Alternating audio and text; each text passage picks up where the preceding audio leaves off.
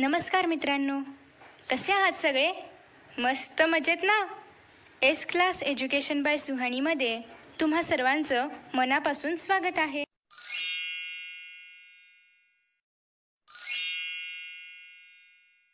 मित्रांनो, आज आपण पाहतोय इयत्ता 10वी मराठी पाठ 13वा कर्ते सुधारक कर्वे. लेखक आहेत डॉक्टर शिरीष गोपाळ देशपांडे. या पाठामध्ये आपण महर्षी धोंडो केशव कर्वे यांनी स्त्री शिक्षणासाठी विधवा विवाहासाठी कशा प्रकारे कार्य केले होते हे आपण या पाठातून पाहणार आहोत.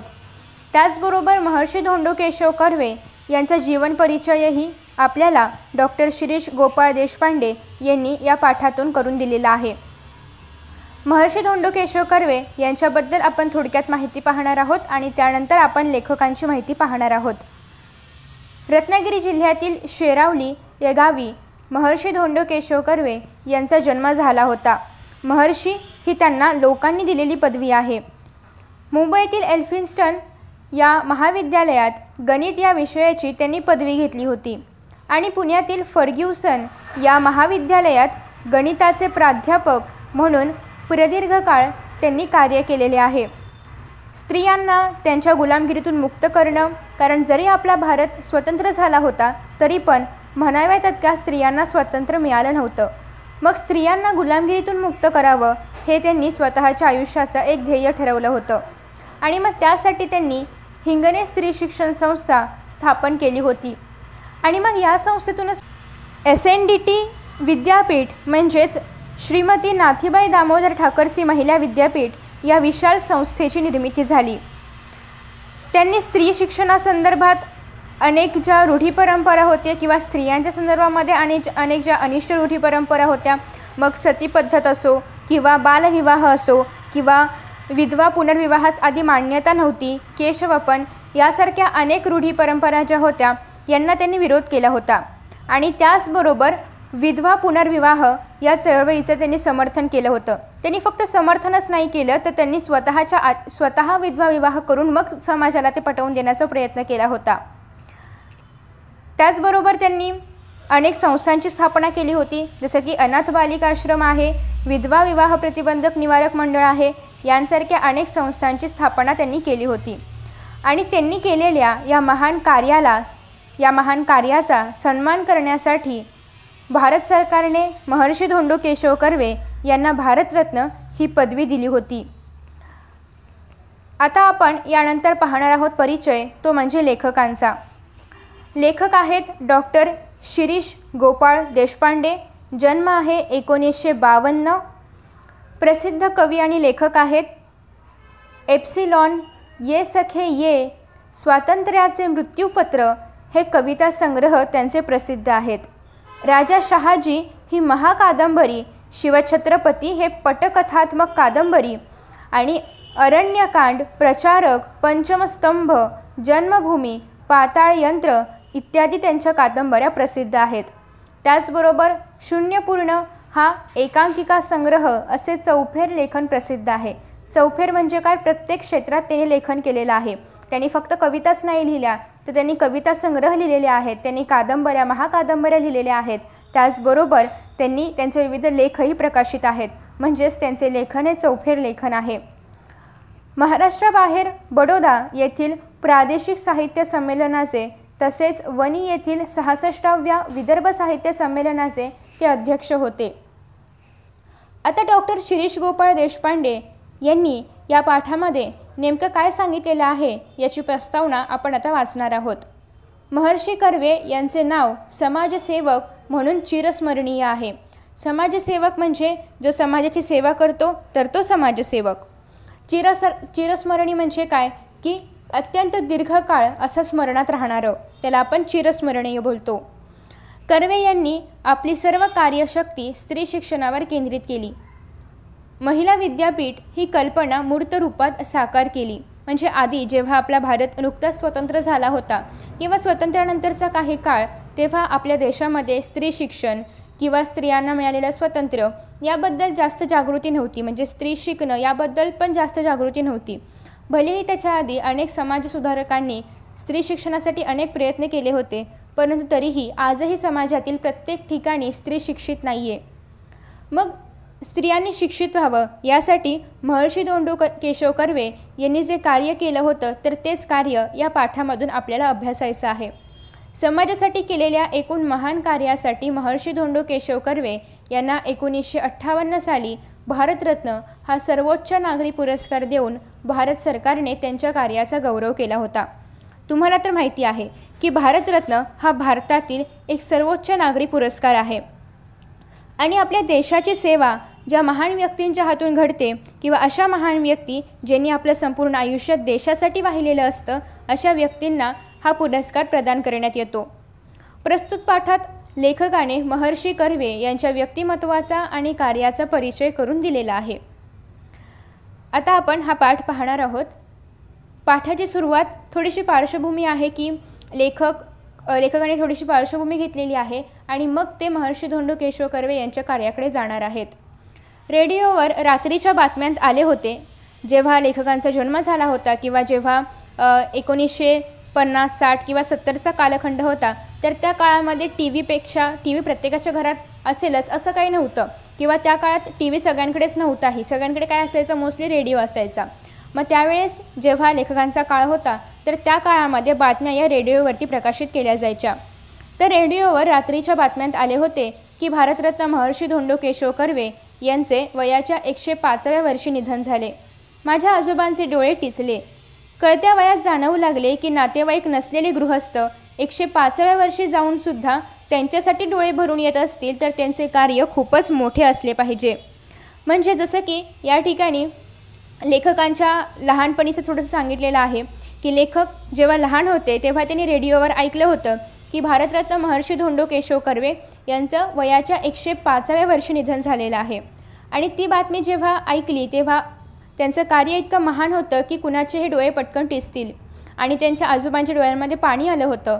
आणि लेखकांना जाणवू लागलं होतं की एखादा गृहस्थ आपला नातेवाईक नाही तरी पण त्यांच्या निधनानंतर जर आपल्या आजोबांच्या डोळ्यामध्ये पाणी येत असेल किंवा जर या महान व्यक्तीबद्दल, त्यांच्या जाण्याबद्दल, त्यांच्या निधनाबद्दल जर लोकांचे डोळे टिचत असतील तर नक्कीच त्या महान व्यक्तीचं कार्य हे महानच असायला पाहिजे, खूप मोठं कार्य असायला पाहिजे.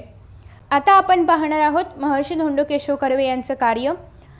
स्वातंत्र्य समराच्या ऐन धुमाळीच्या काळात म्हणजेच 18 एप्रिल 1858 साली 18 एप्रिल 1858 रोजी महर्षी धोंडो केशव कर्वे यांचा जन्म झाला. तुम्हाला माहिती आहे की 1857च्या काळामध्ये स्वातंत्र्य समर सुरू होतं, स्वातंत्र्य संग्राम सुरू होता आपल्या भारत देशामध्ये. तेव्हा ब्रिटिशांचं राज्य होतं. तर तेव्हा ब्रिटिशांनी जो म्हणजे ब्रिटिशांना विरोध करण्यासाठी किंवा ब्रिटिशांच्या विरोधात तेव्हा लढा पुकारला गेला होता देशामध्ये आणि तो एक सगळ्यात मोठा स्वातंत्र्य समर होतं. आणि स्वातंत्र्य समराच्या ऐन धुमाळीच्या काळात म्हणजे या काळामध्येच 18 एप्रिल 1858 साली महर्षी धोंडो केशव कर्वे यांचा जन्म झाला होता. कोणत्या गावी तर रत्नागिरी जिल्ह्यातील शेरावली या गावी. आणि मग त्यानंतर 15 ऑगस्ट 1947 रोजी राष्ट्रीय स्वातंत्र्यही त्यांच्या डोळ्यांदेखत कमावले गेले. म्हणजे त्यांचा जन्म झाला होता स्वतंत्र समराच्या काळात म्हणजेच 1858 साली आणि त्यानंतर अनेक वर्षांनी आपल्या देशाला स्वातंत्र्य मिळाले होते 15 ऑगस्ट 1947 रोजी. आणि महर्षी धोंडो केशव कर्वे यांच्या डोळ्यांदेखतच आपल्याला स्वातंत्र्य मिळालं होतं. पण त्यांच्या मते स्वतंत्र केवळ राष्ट्रीय मिळून भागत नाही तर स्वातंत्र्य हे संपूर्ण असायला हवं हे त्यांना आधीपासून जाणवत होतं. म्हणजे फक्त आपला देश स्वतंत्र झाला एवढंच मर्यादित नाही तर आपल्या देशामध्ये राहणारी जनता, आपल्या देशामध्ये असणाऱ्या स्त्रिया यांना देखील स्वातंत्र्य मिळायला पाहिजे. म्हणजे एकूण काय तर संपूर्ण स्वातंत्र्य मिळालं पाहिजे हे महर्षी धोंडो केशव कर्वे यांना आधीपासूनच जाणवत होतं. या देशातील स्त्री गुलाम आहे. राष्ट्रीय स्वातंत्र्य कमावल्यावर सुद्धा ती गुलामच राहील हे त्यांना दिसत होतं. जसे की आपण पाहतो की आधीची जी स्त्रियांची स्थिती होती ती फक्त चूल आणि मूल म्हणजे फक्त स्वयंपाक करणं, मुलांना सांभाळणं इथपर्यंतच स्त्री मर्यादित होती. म्हणजे घरामध्ये कुठल्याही निर्णयामध्ये किंवा चार चौघामध्ये तिला बोलता यायचं नाही, घरामधल्या निर्णयांमध्ये तिला सहभागी होता यायचं नाही. म्हणजे जरी आपल्या देशाला स्वातंत्र्य मिळालं असलं तरी पण स्त्री मात्र गुलामगिरीतच राहत होती हे महर्षी धोंडो केशव कर्वे यांना दिसत होते. तिला स्वतंत्र व्हायचे असेल तर तिला भान यावयास हवे. म्हणजे तिला आता स्वतंत्र येणं म्हणजे तिला पण स्वतंत्र मिळणं गरजेचं आहे पण तिला आधी हे भान यायला हवं की आपण गुलामगिरीमध्ये आहोत.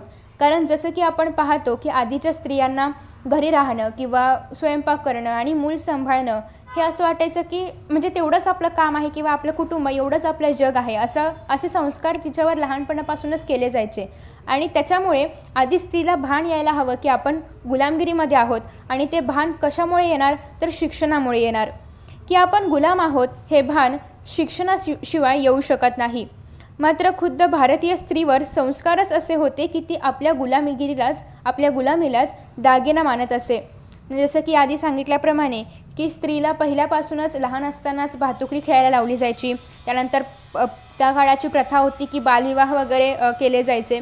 तर मग तिला लहानपणापासूनच फक्त लग्न आणि नवरा आणि संसार एवढंच फक्त तिचं जग आहे असं तिच्या मनावर लहानपणापासूनच संस्कार केले जायचे.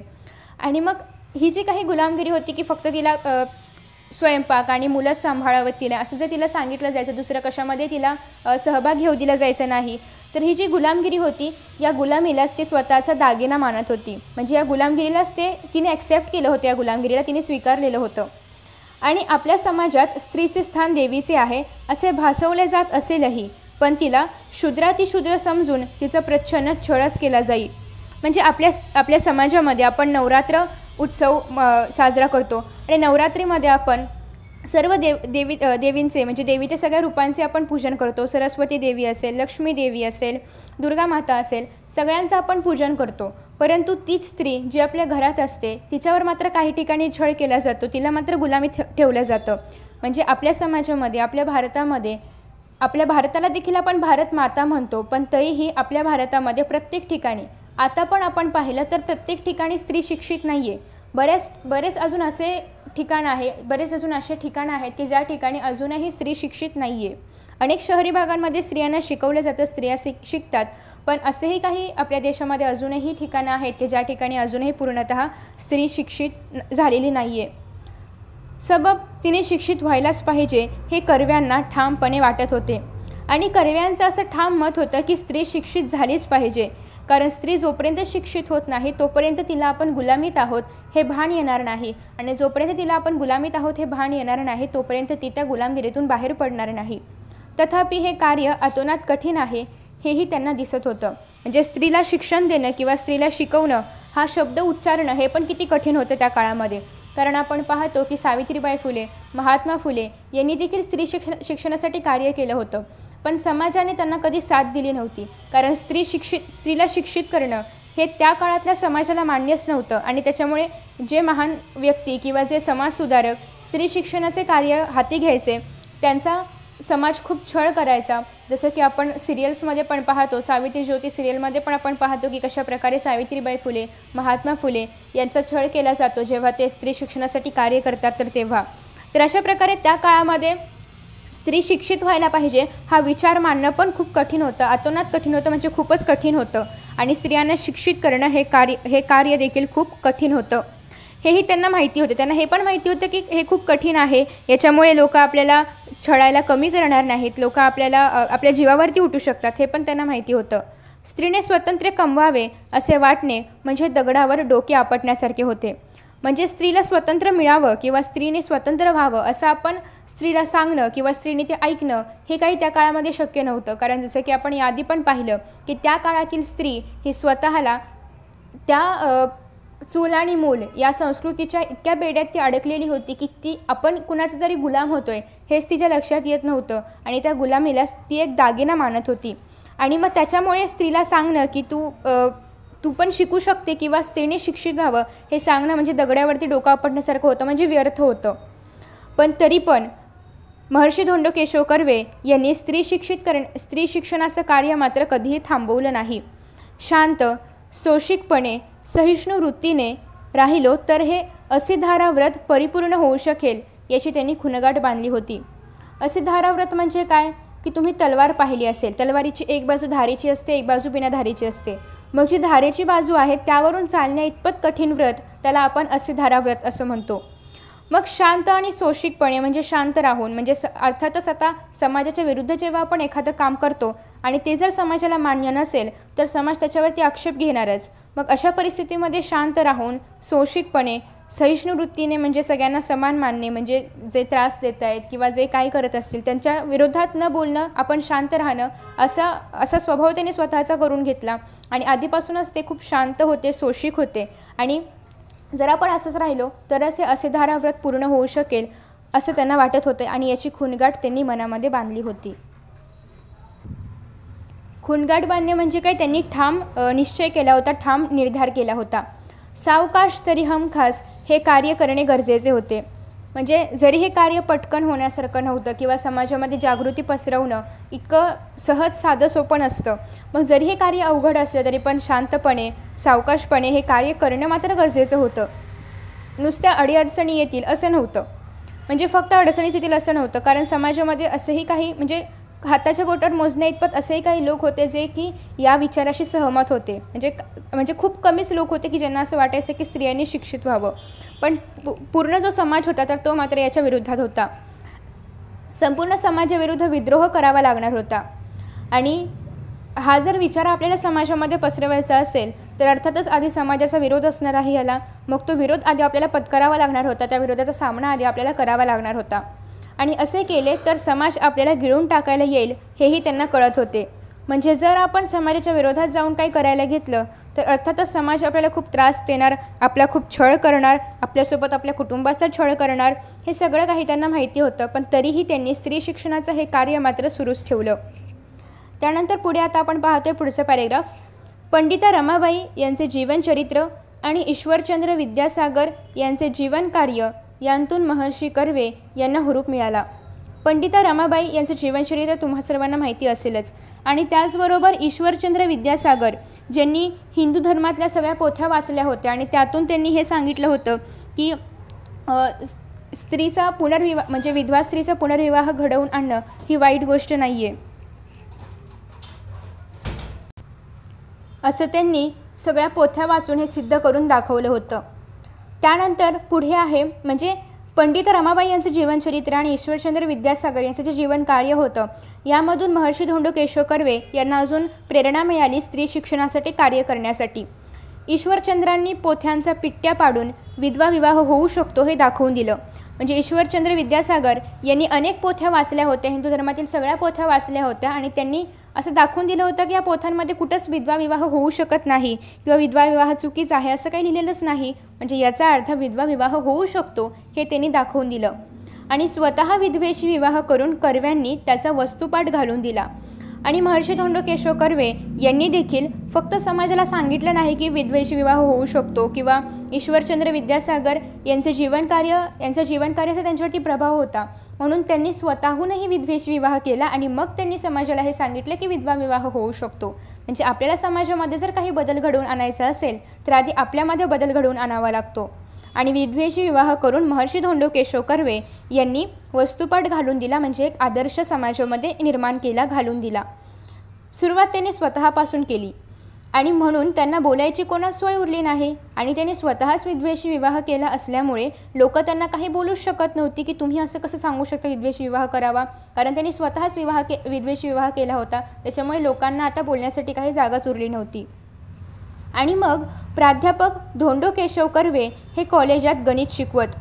आत्ताच आपण परिचयामध्ये पाहिलं होतं की महर्षी धोंडो केशव कर्वे हे प्राध्यापक होते आणि ते कॉलेजमध्ये गणित विषय शिकवायचे. विद्वत्तेचा ते महामेरू होते, म्हणजे ते अतिशय विद्वान होते. त्यामुळे त्यांच्याशी वाद घालायला कुणी धजले नाही.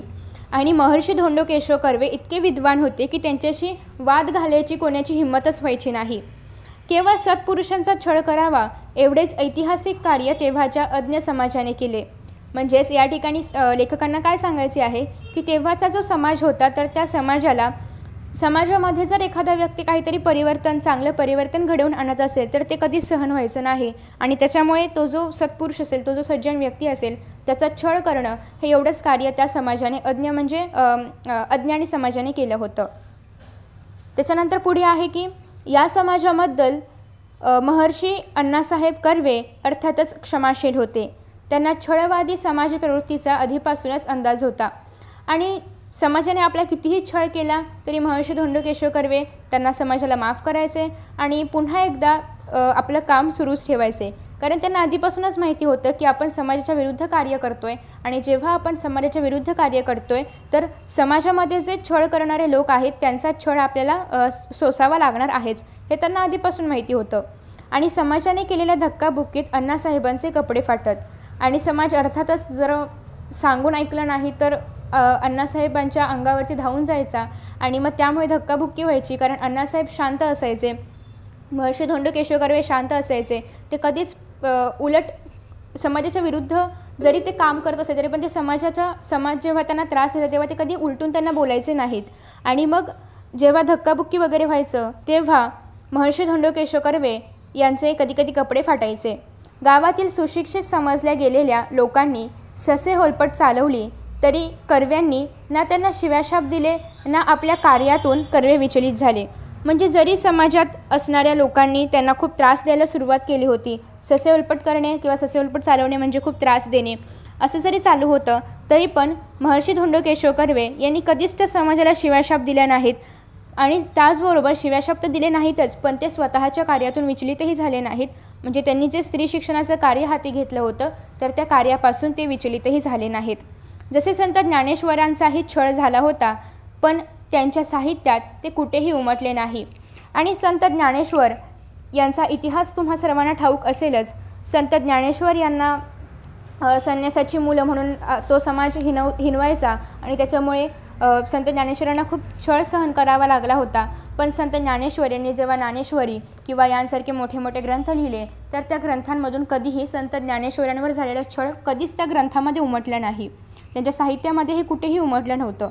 आणि त्याचप्रमाणे कर्व्यांचे आचरण हे संत ज्ञानेश्वरांच्या कवितेसारखेच राहिले. त्यांना भलेही समाजातून कितीही त्रास होत असेल पण त्यांनी तो कधीही आपल्या कार्यावर येऊ दिला नाही, म्हणजे ते आपल्या कार्यापासून कधीच विचलित झाले नाहीत.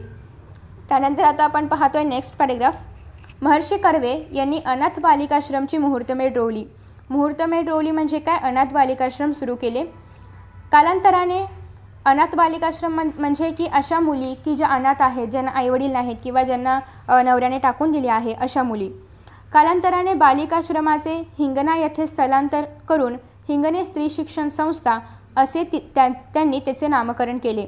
मग अनाथ बालिकाश्रम याचं स्थलांतर करण्यात आलं हिंगणे येथे आणि तेव्हा त्या ठिकाणी स्थलांतर केल्यानंतर त्या संस्थेचं नाव त्यांनी हिंगणे स्त्री शिक्षण संस्था असं केलं होतं. पैसा निधी व मुरुड निधी त्यांनी जमवला होता. पैसा निधी त्याचबरोबर मुरुड त्यांच्या गावातून त्यांनी तो निधी जमवला होता. त्याच गावाच्या विकासासाठी त्यांनी तो निधी जमवला होता आणि त्यांच्यावरती चाल करून येणाऱ्या समाजालाही या गोष्टीची पूर्ण कल्पना होती की यांतील पैसा हिशोब कर्व्यांजवळ असणार आहे. आणि समाज जेव्हा त्यांचा छळ करायचा तेव्हा त्या समाजाला पण इतकी खात्री होती की जरी महर्षी धोंडो केशव कर्वे निधी गोळा करत असले किंवा निधी जमवत असले तरी पण त्या प्रत्येक पैशाचा पैसा म्हणजे अगदी एकेका पैशाचा हिशोब त्यांच्याकडे असणार आहे, हे संपूर्ण समाजाला याची कल्पना होती. आणि कर्व्यांनी जमा केलेल्या निधीची उधळपट्टी तर केवळ असंभव म्हणजे अशक्य. कर्वे स्वतः मोटार वापरत नसत. मैलोनगती लांब असलेल्या आश्रमात ते पायी जात. समाजाचे पैसे वापरणे दूरच, स्वतःचे पैसेसुद्धा ते समाजासाठी वापरत हे मात्र समाजाला माहिती होतं. महर्षी धोंडो केशव कर्वे यांनी निधी जमवला होता पण त्या निधीची उधळपट्टी त्यांनी कधी केली नाही, म्हणजे त्यांच्याकडून ते होणं कधी शक्यच नव्हतं. कारण महर्षी धोंडो केशव कर्वे कधी स्वतः मोटार वापरत नसत. त्याचबरोबर त्यांचा आश्रम हे खूप लांब होतं आणि त्यामुळे मैलोनगती म्हणजे काय, खूप मैल म्हणजे अनेक मैल लांब असणं आणि इतकं दूर असून पण ते पायी चालत जायचे. आणि समाजाचे पैसे म्हणजे समाजाकडून जो निधी गोळा केला होता तो वापरणे तर दूरच, म्हणजे ते अजिबात ते पैसे वापरायचे नाही तर स्वतःचेच पैसे ते समाजासाठी वापरायचे आणि हे मात्र संपूर्ण समाजाला ठाऊक होतं. जेवढे खर्च घरात आवश्यक होते तेवढे आपल्या कमाईतून ते करत, म्हणजे घरामध्ये घर खर्चासाठी जे आवश्यक असायचं ते आपल्या कमाईतून करायचे आणि उरलेले जे काही पैसे असतील ते सगळे ते आपल्या समाजकामासाठी वापरायचे. उर्वरित सर्व पैसा ते समाजकार्यावर वापरत. ते स्वतःच्याच विश्वात वावरत अशी कुरबुर घरच्यांच्या मनात घर करून राहिली होती. वस्तुतः समाज सुस्वरूप करण्याची महर्षी कर्वे यांची जिद्द होती पण ते जिद्दीने कुटुंबाला कुठेही कुरूप केले नाही. नेमकेपणा हा गणिताचा गुणधर्म त्यांना तिथे उपयोगी पडला. म्हणजे महर्षी धोंडो केशव कर्वे हे समाजासाठी काम करत होते म्हणून त्यांचं घरच्यांकडे दुर्लक्ष होतं आहे का, तर असं अजिबात नव्हतं. त्यांच्या या जिद्दीनं त्यांना स्त्री शिक्षण म्हणजे स्त्रियांच्या शिक्षणासाठी काम करायचं होतं. ही जी त्यांची जिद्द होती, तर या जिद्दीने कुठेही समाजाला कुरूप केलं नाही. आणि अर्थातच ते गणिताचे प्राध्यापक होते. मग गणितामधले नेमकेपणाचं सूत्र त्यांना त्यांच्या या आयुष्यातही उपयोगी पडलं होतं. ते बोलत नसत, म्हणजे ते खूप कमी बोलायचे. जे आवश्यक आहे, जे गरजेचं आहे तेच फक्त ते विचार करून बोलायचे. म्हणजे ते मितभाषी होते. मितभाषी म्हणजे जे व्यक्ती कमी बोलतात किंवा जे महत्त्वाचं आहे तेच बोलतात, तर ते असतात मितभाषी. ओके, ते मितभाषी होते. त्याचबरोबर पुढे आपल्याला सांगितलेलं आहे, ते बोलत नसत, ते विचार करत. म्हणजे ते बोलायचं नाही, तर ते विचार करायचे.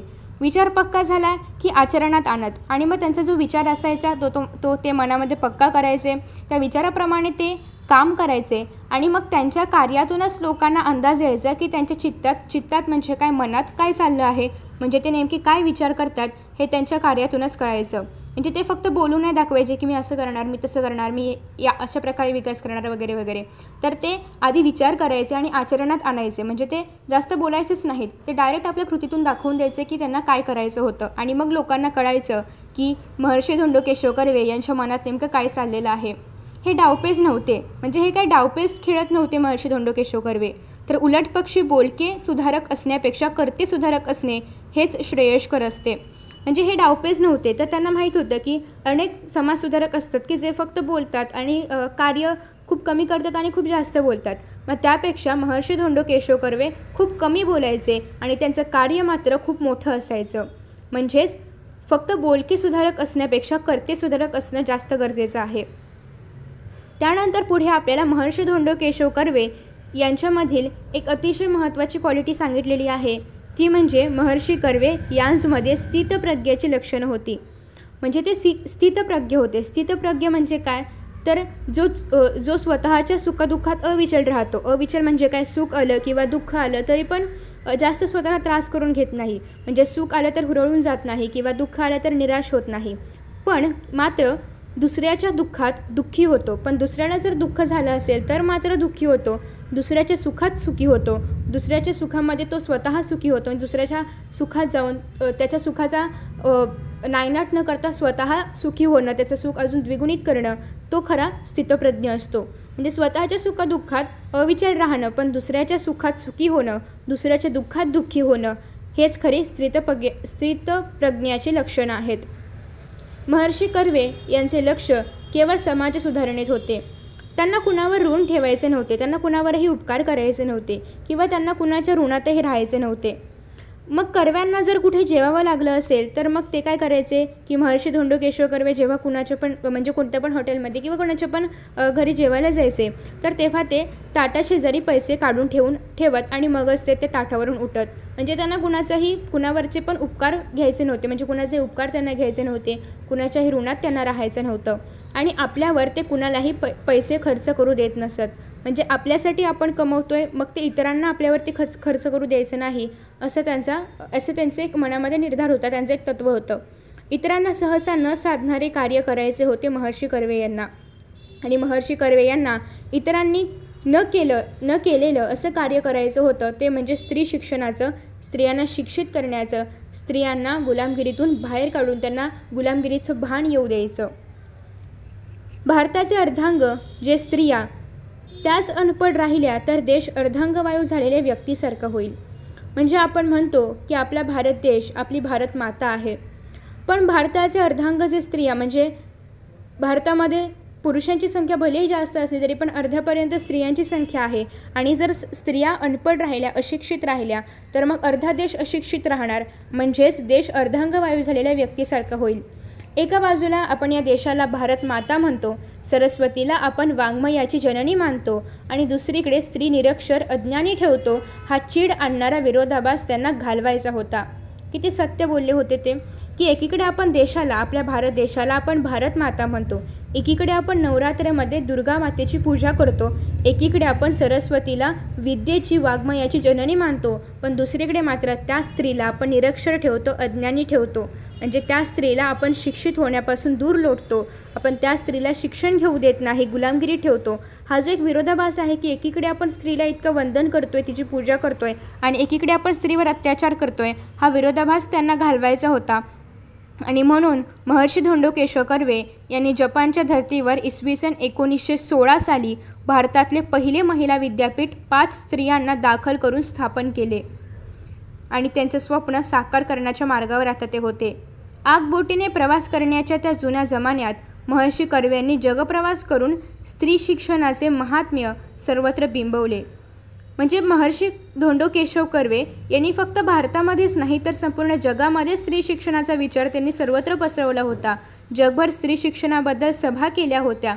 स्त्री ही स्वाभिमानी असली पाहिजे, ती शिकली पाहिजे, उच्च विद्या विभूषित होऊन पुरुषांशी स्पर्धा करू शकली पाहिजे, हे त्यांचे स्वप्न होते. त्यांना स्त्रीला फक्त शिक्षित करायचं नव्हते तर उच्च शिक्षित करायचं होतं. स्त्रीला स्वाभिमानाने जगता आलं पाहिजे, स्त्री शिकली पाहिजे आणि उच्च विद्या विभूषित होऊन पुरुषांशी स्त्रीला स्पर्धा करता आली पाहिजे, हे अतिउच्च स्वप्न महर्षी कर्वे यांनी पाहिलं होतं. त्यात त्यांना दोन कार्य करावयाची होती. एका टोकावर स्त्री साक्षर करणं हे जटिल कार्य व दुसऱ्या टोकावर तिला पुरुषांच्या बरोबरीने स्पर्धेत उतरवणं हे अटीतटीचं कार्य. म्हणजे त्यांना 2 कार्य करायची होती. पहिलं कार्य काय होतं तर स्त्रीला साक्षर करणं, अतिशय जटिल म्हणजे अतिशय अवघड कार्य होतं, अतिशय गुंतागुंतीचं कार्य होतं. आणि दुसरीकडे काय तर स्त्रीला साक्षर करून पुरुषांशी तिला स्पर्धा करता यायला पाहिजे, पुरुषांच्या खांद्याला खांदा लावून तिला कार्य करता यायला पाहिजे, इथपर्यंत तिला सक्षम बनवणं हे पण एक खूप अवघड आणि अटीतटीचं कार्य होतं. पुरुषप्रधान संस्कृतीत स्त्रियांवरील पारतंत्र्याचे जोखड उखडून टाकावे हे महाकठीण काम होतं. आपल्या भारत देशामध्ये जसं की पूर्वीपासून पुरुषप्रधान संस्कृती आहे, ओके, आणि या पुरुषप्रधान संस्कृतीमध्ये स्त्रियांना ज्या गुलामगिरीमध्ये ठेवलं जातं त्यातून स्त्रीला बाहेर काढणं, तिला स्वतंत्र करणं हे सगळं खूप महान कठीण असं काम आहे. गुरुत्वाकर्षणाविरुद्ध पृथ्वीबाहेर पडणाऱ्या रॉकेटसारखीच क्षमता इथे आवश्यक असते. म्हणजेच काय, जसं की आपण पाहतो की जे रॉकेट्स सोडले जातात अंतराळामध्ये, स्पेसमध्ये, तर ते सोडण्यासाठी पृथ्वीची गुरुत्वाकर्षण शक्ती खूप जास्त स्ट्रॉंग आहे आणि त्या गुरुत्वाकर्षण शक्तीच्या विरुद्धात काहीतरी त्या रॉकेटमध्ये असावं लागतं. त्या रॉकेटमध्ये एवढी क्षमता असावी लागते की जेणेकरून गुरुत्वाकर्षणाच्या विरुद्ध जाऊन ते स्पेसमध्ये जाऊ शकेल. तर अशाच प्रकारची क्षमता या ठिकाणी आवश्यक होती. म्हणजे समाजाच्या विरुद्धात एवढी मोठी क्षमता कर्व्यांमध्ये होती आणि जेणेकरून कर्व्यांनी स्त्री शिक्षणाचं कार्य चालूच ठेवलं. कितीही समाजाने अत्याचार केला, समाजाने कितीही छळ केला, कितीही विरोध केला, तरी पण महर्षी धोंडो केशव कर्वे आपल्या कार्यापासून जराही विचलित झाले नाहीत. रत्नागिरी जिल्ह्यातील खेड तालुक्यातल्या शेरावली या गावी जन्मलेला हा मुलगा जन्मतःच महर्षी किंवा भारतरत्न म्हणून गणला गेला नाही. आपल्या जगत्या आयुष्यात हाल अपेष्टांची तमा न बाळगता एखादा मनुष्य केवढे अलौकिक कार्य करू शकतो त्याची मिसाल आहे डॉक्टर धोंडो केशव कर्वे. म्हणजे जेव्हा एखादा व्यक्ती जन्मतो तेव्हा काही तो जन्मजात महर्षी किंवा भारतरत्न म्हणून जन्माला येत नाही, तर महर्षी धोंडो केशव कर्वे यांनी त्यांच्या आयुष्यामध्ये ज्या हालअपेष्टा सहन केल्या होत्या, त्यांचं जे अतिउच्च स्वप्न होतं जे पूर्ण करण्यासाठी त्यांनी स्वतःच्या जीवाचीही पर्वा केली नव्हती. आणि एखादा व्यक्ती जेव्हा इतकं महान कार्य, इतकं अलौकिक कार्य करू शकतो तेव्हाच त्याला लोक महर्षी म्हणतात, तेव्हाच त्याला भारतरत्न म्हटलं जातं. त्याला भारतरत्न या सर्वोच्च नागरी पुरस्काराने सन्मानित केलं जातं आणि त्याची मिसाल आहे डॉक्टर धोंडो केशव कर्वे. त्याचं एक इन्स्पिरेशन आहे, त्याचं एक मोटिवेशन आहे, ते म्हणजे डॉक्टर धोंडो केशव कर्वे. लोकमानसाने त्यांना अभिमानाने महर्षी मानले आणि संपूर्ण समाजाने त्यांचं कार्य पाहिल्यानंतर त्यांना महर्षी असं म्हणजे महर्षी एक पदवी देण्यात आली त्यांना. लोक त्यांना महर्षी म्हणू लागले. राजमानसाने 1958 साली भारतरत्न या सर्वोच्च नागरी पुरस्काराने त्यांना डोक्यावर घेतले. म्हणजेच महर्षी धोंडो केशव कर्वे यांचा जन्म झाला होता 1858 साली आणि त्यानंतर बरोबर 100 वर्षांनी म्हणजे 1958 साली भारत सरकारने महर्षी धोंडो केशव कर्वे यांना भारतरत्न या सर्वोच्च नागरी पुरस्काराने सन्मानित केले होते. त्यानंतर पुढे आहे, आता यानंतर इथपर्यंत लेखकांनी महर्षी धोंडो केशव कर्वे यांचा कार्याचा परिचय आपल्याला करून दिला होता. आता लेखक एक त्यांच्या आयुष्यामध्ये घडलेला एक अनुभव सांगत आहेत की एकदा विद्यापीठातल्या कर्व्यांच्या पुतळ्यामागे एक मुलगी रडत बसली होती. केवढ्याने रागवलो मी तिला. म्हणजे लेखक सांगतात की ती मुलगी रडत बसली होती, ते पण कर्व्यांच्या पुतळ्यामागे. आणि तेव्हा लेखकांना खूप राग आला, कारण ज्या व्यक्तीने स्त्री शिक्षणासाठी आपलं संपूर्ण आयुष्य खर्ची घातलं त्या व्यक्तीच्याच पुतळ्याजवळ बसून ती मुलगी रडते आणि त्यातल्या त्यात ती मुलगी रडते. म्हणून लेखकांना खूप राग आला आणि ते रागवले त्या मुलीला. मी तिला म्हटलं, कर्व्यांच्या पुतळ्यापाशी बसून रडायला तुला काहीच कसं वाटत नाही आणि तू मुळीच रडू नये यासाठीच कर्व्यांनी हे विद्यापीठ निर्माण केले ना. म्हणजे स्त्रीने रडू नये, स्त्रीने कुणासमोरही झुकू नये, स्त्रीने गुलामगिरीत राहू नये यासाठी स्त्रीने शिक्षित व्हायला पाहिजे. आणि स्त्रीने शिक्षित होण्यासाठी स्त्रियांसाठी विद्यापीठ उभारणारे महर्षी धोंडो केशव कर्वे आणि त्यांच्याच पुतळ्याशी बसून तू रडतेस. म्हणजे त्यांच्या पुतळ्याजवळ बसून रडायला तुला काहीच कसं काय वाटत नाही. म्हणजे ज्या व्यक्तीने स्त्री शिक्षणासाठी इतकं मोठं कार्य केलं त्या व्यक्तीच्याच पुतळ्याजवळ बसून तू रडतेस असं रागवले कोण? लेखक त्या मुलीला. त्यानंतर पुढे स्त्री शिक्षण होतच आहे. आज पण स्त्री शिक्षित होत आहे, आज पण स्त्री शिक्षण सुरू आहे. महर्षी अण्णासाहेब कर्वे यांच्या कर्तेपणाने SNDT म्हणजेच श्रीमती नाथीबाई दामोदर ठाकरसी महिला विद्यापीठ निर्माण झाले. महिला शिकतात, पण जोवर पुरुष खऱ्या अर्थाने शिक्षित होत नाही तोवर स्त्रियांवरील अत्याचार थांबतील असे वाटत नाही. आजही स्त्री शिकते, पण खऱ्या अर्थाने पुरुष शिक्षित व्हायला पाहिजे. कारण जोपर्यंत पुरुष शिक्षित होत नाही तोपर्यंत महिलांवरील अत्याचार थांबणं शक्य नाही असं मत लेखकांनी या पाठातून व्यक्त केलं आहे. परंपरागत संस्कारांमुळे कित्येक पुरुषांच्या हे ध्यानातच येत नाही की आपण आपल्या आईशी, बहिणीशी, बायकोशी, कन्येशी पुष्कळदा चुकीचं वागतो. स्त्री ही दुय्यम नागरिक किंवा वस्तू नाही. तिलाही स्वप्न असतात, तिलाही भावभावना असतात. हे मात्र समाजातील व्यक्तींच्या लक्षातच येत नाही. स्त्रीलाही विचार असतात, स्त्रीलाही आकांक्षा असतात, हे आपण लक्षात घेतलं पाहिजे. तिचे हे अस्तित्व मानायला शिकवणे म्हणजे खरं पुरुष शिक्षण. मग स्त्रियांच्या ज्या इच्छा आकांक्षा आहेत, स्त्रियांची जी स्वप्न आहेत ती पण आपण लक्षात घेतली पाहिजेत. आणि हे सगळं पूर्ण करण्यासाठी किंवा तिचं अस्तित्व मानायला शिकवणं हे आपण जेव्हा समाजाला कळेल की स्त्रीचं अस्तित्व काय असतं तेच खऱ्या अर्थानं पुरुष शिक्षण असेल. पुरुष शिक्षित झाला की त्याला स्त्री स्वातंत्र्याचा अर्थ समजेल. जेव्हा पुरुष शिक्षित होईल तेव्हा त्याला कळेल की स्त्री स्वातंत्र्य काय असतं, तेव्हा त्याला स्त्री स्वातंत्र्याचा अर्थ उमजेल म्हणजे समजेल. पुरुषांचेही शिक्षण झाले की भारतरत्न महर्षी धोंडो केशव उपाख्य अण्णासाहेब कर्वे या कर्त्या सुधारकाने सुरू केलेले महान कार्य पूर्णत्वास येईल आणि मग डोळे टिचणार नाहीत, तिथे हसू फुलेल. आणि जेव्हा पुरुष शिक्षित होतील तेव्हा स्त्रियांवरील अत्याचार थांबेल, पुरुषांना स्त्री शिक्षणाचं महत्त्व कळेल आणि मग तेव्हा भारतरत्न महर्षी धोंडो केशव कर्वे उपाख्य म्हणजे त्यांना आपण टोपण नावाने म्हणतो की अण्णासाहेब कर्वे. ओके, तर यांचं जे कार्य आहे, त्यांनी जे एक महान स्वप्न पाहिलं होतं, त्यांचं ते स्वप्न, त्यांचं ते कार्य पूर्णत्वास येईल. आणि मग मात्र आपले डोळे टिचणार नाहीत, म्हणजे आपल्या डोळ्यातून अश्रू येणार नाहीत, तर आनंद अश्रू येतील आणि आपल्या चेहऱ्यावरती हसू फुटेल, सर्वत्र आनंदी आनंद असेल. तर अशा पद्धतीने हा होता पाठ महर्षी धोंडो केशव कर्वे यांच्या कार्याचा परिचय करून देणारा खूप छान पाठ आहे, ज्यामधून आपल्याला खरंच स्त्री शिक्षणाची, स्त्री स्वातंत्र्याची गरज लक्षात येते. आणि आज स्त्रिया पुरुषांच्या खांद्याला खांदा लावून प्रत्येक क्षेत्रामध्ये काम करत आहेत. तर अशाच पद्धतीने सगळीकडे स्त्री शिक्षणाचा वसा पोहोचायला पाहिजे. प्रत्येक ठिकाणची प्रत्येक स्त्री शिक्षित व्हायला पाहिजे. असं म्हटलं जातं की पुरुष जेव्हा शिक्षित होतो तेव्हा एकच घर शिक्षित होतं, पण जेव्हा स्त्री शिक्षित होते तेव्हा 2 घरांना ती शिक्षित करते, संपूर्ण समाजाला ती शिक्षित करते, संपूर्ण कुटुंबाला ती शिक्षित करते. तर अशा पद्धतीने स्त्री शिक्षण हे सगळ्यात महत्त्वाचं आहे. कारण आपल्या भारतामध्ये पूर्ण लोकसंख्येपैकी जर आपण म्हटलं तर स्त्रियांची संख्या आजही म्हणावी तितकी नाही आहे, पण तरीही संपूर्ण भारतातील स्त्रिया जेव्हा शिक्षित होतील, जेव्हा सगळे पुरुष शिक्षित होतील तेव्हा पुरुषांना स्त्रीचं अस्तित्व कळेल आणि तेव्हा नक्कीच स्त्रियांची संख्या वाढेल आणि लिंग गुणोत्तरातला हा फरक नक्कीच कमी होईल. तर अशा पद्धतीने हा पाठ आपण इथे पाहिलेला आहे. आय होप की तुम्हाला हा व्हिडिओ आवडला असेल. याआधीचे सगळे पाठ मी ऑलरेडी अपलोड केलेले आहेत.